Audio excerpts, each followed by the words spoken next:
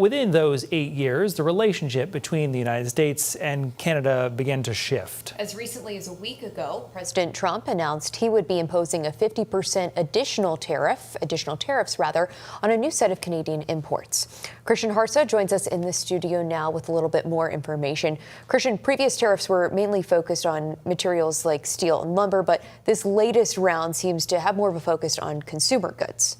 Yeah, that's right, Bailey. As soon as next month, your new hockey stick, bottle of Crown Royal whiskey, and many other Canadian products could cost 50% more. President Trump says these taxes will protect American industry, but Mainers are still expected to feel some of the costs in their wallets.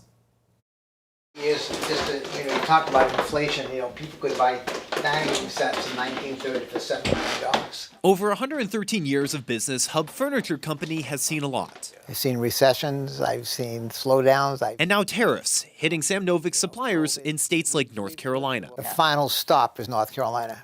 But before it got to North Carolina, it came as a bunch of different parts from different parts of the country, different parts of the world.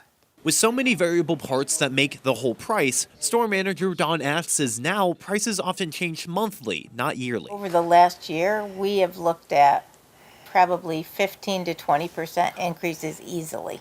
The new tariffs might impact their business and others. Fellow small business owner Sam Patel says it can often be hard to tell without expensive economic consultants. So we see it all on the next invoice, so there is some uncertainty. But we will look at everything individually and see if it's worth keeping in the store or not based on the tariff.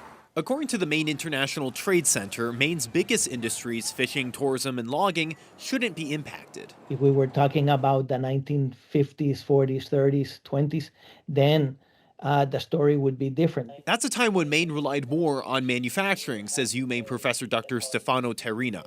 He predicts these tariffs will more likely be felt by everyday consumers. The companies will put the cost on the consumer, but the impacts happen in the long term, not in the short term. At least some companies are trying to stave off those costs as long as they can. We want to be able to help every single customer that walks through the door and work with their budget.